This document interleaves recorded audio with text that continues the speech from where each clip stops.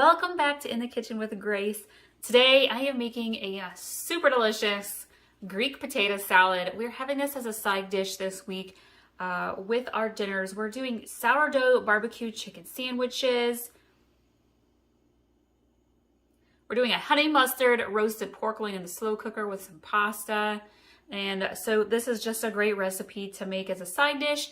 And also it makes a lot so you can eat it the next day for lunch with leftovers. It's also a really easy take-along dish if you're going to do a potluck or family get-together. So I have my potatoes. I have already boiled them and then I peeled them. Here's a tip, you all, for peeling potatoes. Everybody does it wrong. Do it the easy way. Boil them and then peel them. The potato skins come right off. And then I diced them. I did cool my potatoes down. I put them in the fridge after I had boiled them. And I let them sit in there for about 15 minutes so they could kind of cool down a little bit. And then I peeled and diced them. I'm going to put all the ingredients for this potato recipe in the description below, so you can find it all there. So I have my potatoes. We are a family of 4, and so I had probably about 8 potatoes. Yellow potatoes, Yukon potatoes, they're about that big. Use whatever potatoes you want, however many you want, depends on your family size. And I'm going to work together now on my dressing for this. We are going to use a fresh lemon. I'm going to give it a little roll, loosen the juice up, make it softer. I'm going to go ahead and cut it.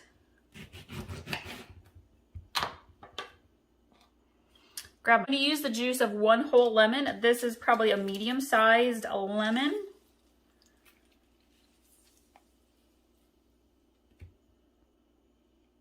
It's a very juicy lemon.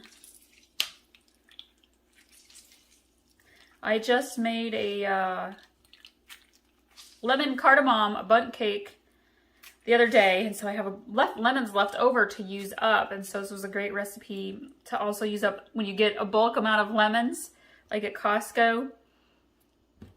So that's probably about 3 to 4 tablespoons of fresh lemon juice.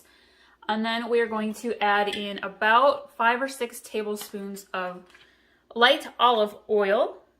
And I'm just gonna kind of gauge this with my eye a little bit. Feel free to get out your tablespoons. And you're gonna wanna kind of adjust the amount of dressing based on how many potatoes you have.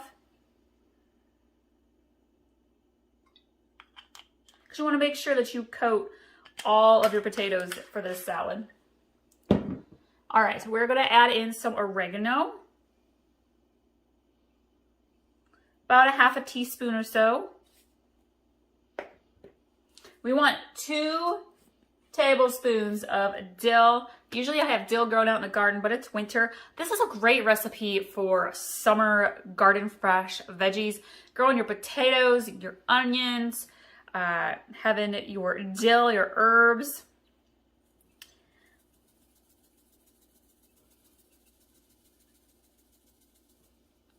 So about 2 tablespoons there of dill. I'm going to mix this together. I'm going to grab some salt and some pepper. Dash pepper there. A little bit of salt.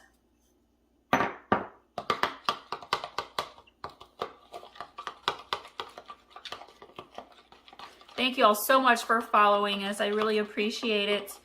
You can always pin and save our recipes at In the Kitchen with Grace 1 on Pinterest and save them. I like to do that. Makes your meal planning a lot easier. Okay, that's mixed nicely together. I am going to grab a really big bowl because we need to toss this all together. I'm going to put my potatoes in there. And I'm using a really small can of black olives. You can dice these up smaller if you would like. I've also made this recipe with sliced green olives, super good. I'm an olive girl. And then I have about a cup or so of diced red onion. Then we're gonna grab some feta cheese crumbles. This is the good part.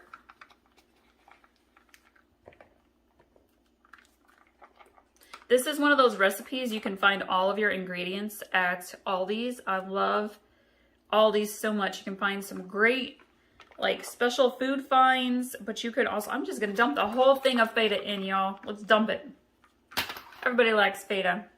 But all these ingredients for this recipe, you could get easily at Aldi's. So, okay. And I'm gonna actually toss this just a little bit before we put our dressing on. Pour our dressing in here.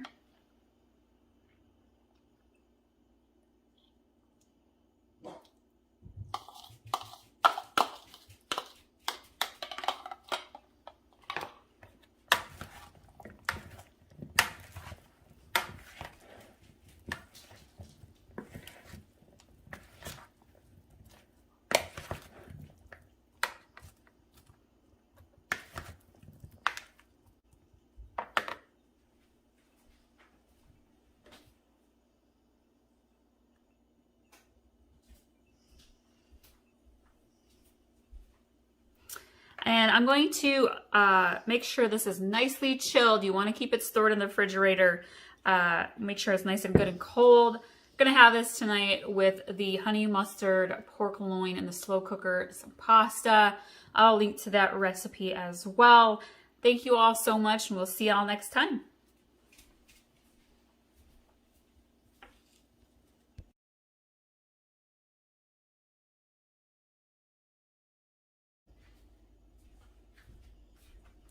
All right, I got my dish for our asparagus. I was supposed to do sheet pan pork and roasted vegetables. Never got to. We got too busy. And I've got this asparagus that's been sitting in the freezer. If you have fresh asparagus, that's even better. Perfect. Always use fresh. Love using things fresh from the garden. However, I need to use these up, and so I thought it would pair perfectly with our cheesy potatoes and our ham for dinner tonight. I am going to drizzle some light olive oil onto our asparagus. This kind of helps them get a little bit crispy, and it also adds a little bit of flavor. You don't need too much. And then we are going to sprinkle a little pepper, a little sea salt, and I've got some garlic Parmesan seasoning. This particular one really is like aromatic. It smells so good. We use this on everything, all sorts of roasted vegetables like zucchini and carrots, some squash for putting that into the oven. Originally, this is what I was going to put on our sheet pan dinner that I never got to. Speaking of dinners, I will link to our dinner playlist as well, because I have oodles of easy weeknight meals for you to make for your family. I am sprinkling fresh Parmesan, shredded Parmesan cheese onto our asparagus. And then we are going to sprinkle a little bit of fresh lemon juice on top.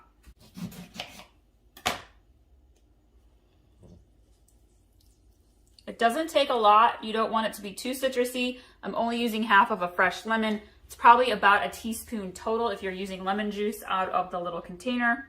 All right, we are going to bake these also at the 350 degrees. I'm going to keep an eye on it. It's probably going to be about 17 minutes or so for my oven. You want your asparagus to be nice and soft, but you also kind of want to have a slight crispness to it. I will show you guys what this whole entire dinner looks like when it is all finished. Stick around. Here are the cheesy potatoes. We have the Parmesan lemon asparagus and our cherry glazed ham steak. Thank you all so much. Thank you for sharing this recipe with your family and friends. Be sure to subscribe, and we'll see you next time.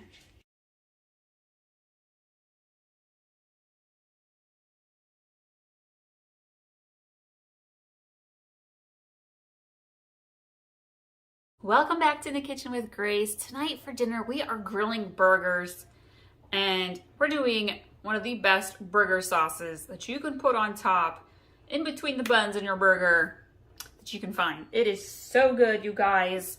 You're gonna want to try it. Perfect for any grilling night, any burger night, but perfect for Memorial Day weekend, Father's Day, 4th of July, camping. Yes, you got to do it. It's so good. I am going to put all of the ingredients in the description below. There's not really any directions. You just put it all together, mix it, store it in the fridge until you're ready to slap it on the bun of your hamburger bun. Let's just jump in. Okay, I am going to start with some mayo. About a half a cup or so of mayo. If you wanted to, you could swap that out for some Greek yogurt, plain Greek yogurt, but I don't recommend it. I feel like the tanginess of the mayo just, it adds what is needed for this sauce. Okay. Start with ketchup. You're gonna do about 2 tablespoons of ketchup. We're not big on ketchup in our family, especially on burgers. We're more of the blue cheese or some good mustard with onions style burgers. Our kids like to eat them plain because they're silly. We're gonna grab some Dijon mustard. If you're looking for some other great grilling recipes, you guys, I have some amazing marinades, honey bourbon steak marinade, honey balsamic pork marinade, all sorts of like cherry glazes, things like that. Gotta go check them out because they're phenomenal. My husband is definitely a meat eater, and he loves his grilling and his smoking meats out in the smoker. So, okay, we need 3 tablespoons of Dijon mustard.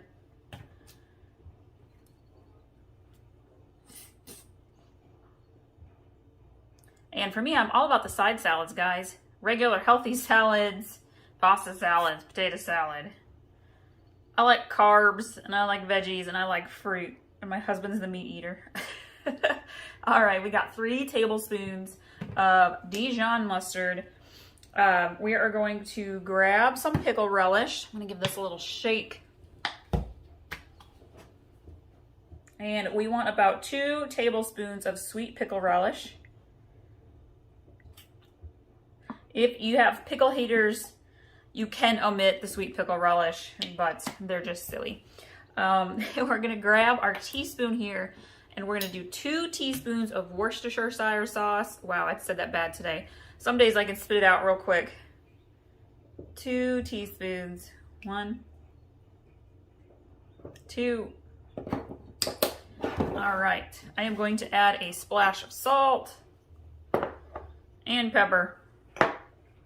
Okay, and then I'm gonna grab my seasonings. I have onion powder, and I want a 1/4 teaspoon.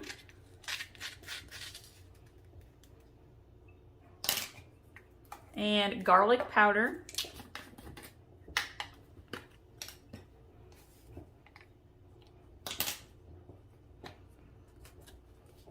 I don't know where y'all get your meats from, but we always do half a hog and 1/4 of beef from our local meat locker because the meat is just phenomenal. Includes our brats, all of our burgers and steaks, pork chops, hams. So good. All right, I'm grabbing a little paprika. So I'm just gonna sprinkle that in, about a 1/4 teaspoon. And then I like to add in, we're using Kinder's right now, Butcher's all-purpose seasoning. We've been putting it on all the meats lately. But if you've got a nice little beef seasoning you wanna add in there, we actually mix this into our hamburgers as well. And I'm gonna go ahead and mix this. I will link to my side dish recipes and my desserts, because if you're grilling, you're gonna want something to go with it and something sweet after, right? Mix this together really, really, really well. Probably gonna put this in a smaller bowl to store it in the fridge. I'm actually making a patriotic poke cake today, and we have been all about the watermelon. I did a fruit flag tray. We did mojito watermelon salad. We've been eating up all the watermelon, and I just made a little snack for myself this afternoon. Watermelon with feta, fresh basil, and some balsamic vinaigrette. Great way to use up some watermelon, but watermelon, of course, pairs well with burgers any day. Along with fries, you guys, we have air fryer French fries with homemade aioli sauce, but you could use this burger sauce to dip the French fries in. Perfect. All right, you guys, I'm going to show you what this all looks like after we've made our burgers tonight on the grill and kind of put them together. So that's all I got for you today right now. See you guys next time. If you're following us already on Pinterest, go find us in the Kitchen with Grace one, little strawberry icon over there where you can pin and save all of our recipes. I will have the pin link for this recipe in the description below for you. And I want to know what your guys' favorite grilling night side dish or dessert is. Leave that in the comments below. Give everybody some fresh ideas, things that they could have for barbecue night. We'll see you guys next time.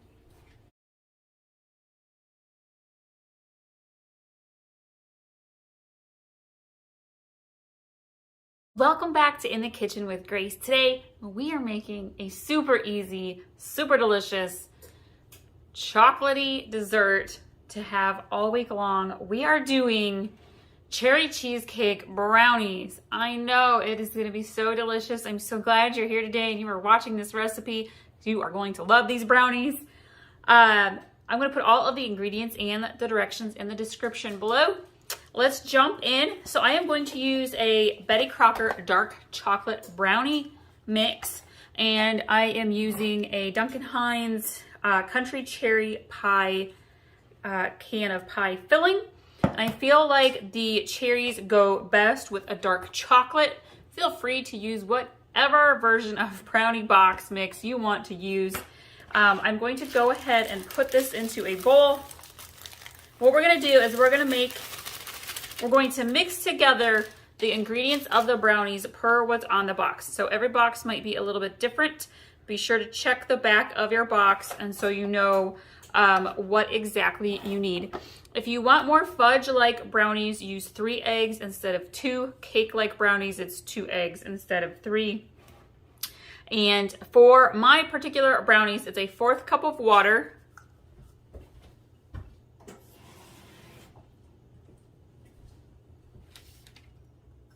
And a 1/2 cup of oil. I'm going to use canola oil.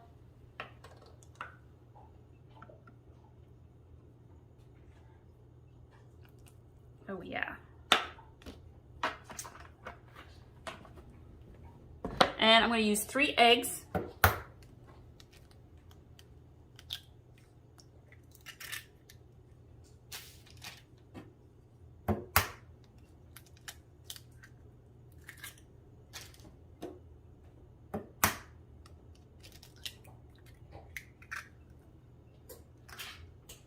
With my spoon, we're going to hand mix this together really well, just like you would make a regular box of brownies.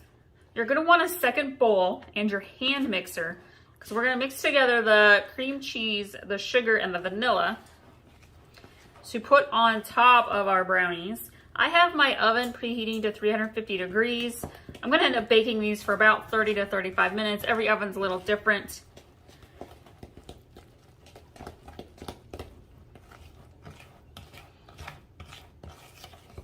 If you're looking for some other easy dessert ideas, I have blueberry vanilla cake mix cookies. Super quick and simple to make. You know what? I will just link to my desserts playlist here in just a little bit. I've got all sorts of cookie recipes.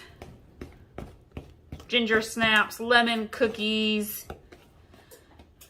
chocolate chip, butterscotch chocolate chip, scotcheroos, oatmeal scotchies, Oreo peppermint cookies. Now those are amazing.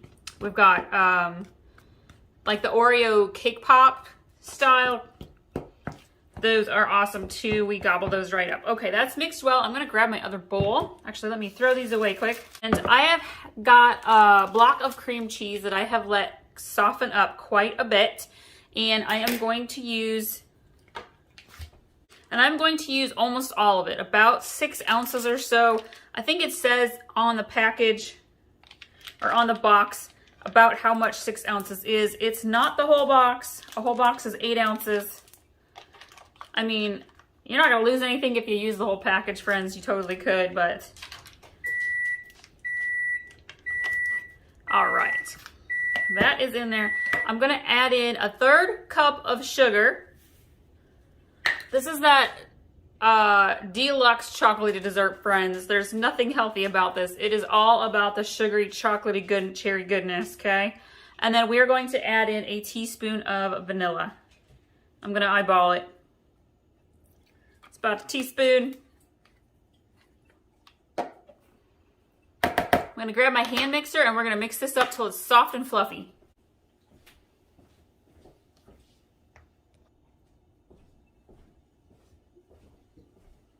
All right, we have mixed that cream cheese together. It's soft, it's fluffy. I'm kind of gathering it together here with my spoon. In a minute, we're gonna dollop that on top of our brownies. I'm grabbing my baking dish. I have sprayed mine with cooking spray. We're gonna take our brownies, pour it right in.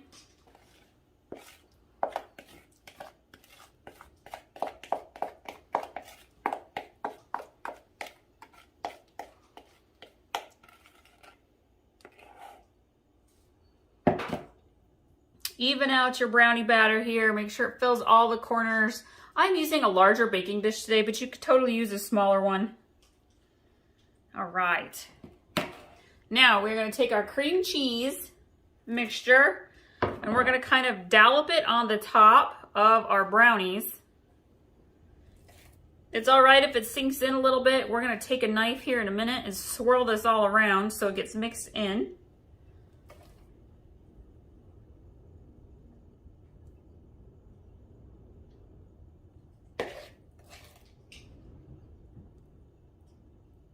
If you're new, welcome. If you're returning, thank you so much. Be sure to subscribe so you can get notified and get updated every time we have a new recipe video up for you. You can also follow us in the Kitchen with Grace on Facebook, Instagram, and Pinterest.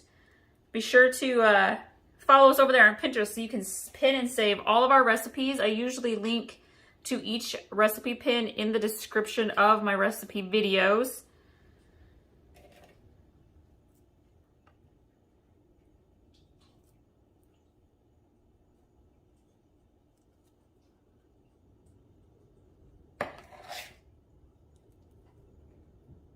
I call these deluxe cherry cheesecake brownies. They are so good. These are great for like potluck style. They get gobbled up so fast. Okay, take our can of cherry pie filling and we are gonna dollop this across the top as well.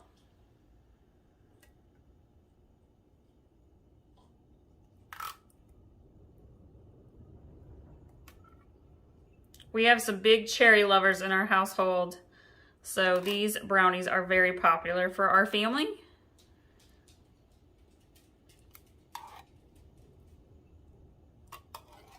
And that's up to you. This is a big can of pie filling. So if you want to, you can use like half or 2/3.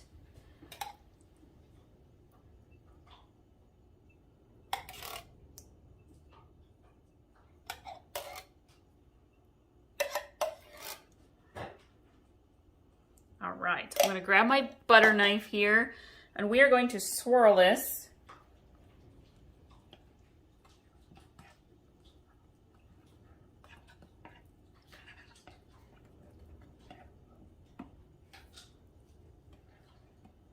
You kind of want to break up those chunks of the cream cheese. All right. We're going to put this in the oven. We're going to let it bake for about 30-35 minutes. I'm going to use the toothpick test. So when I think they're about done, I'll stick a toothpick probably in 2 spots in the center here. If it comes out clean, the brownies are done. If it comes out with brownie batter still on them, they're not quite done yet. You want them to bake another minute or 2. And I'll show you what these look like when they're all done.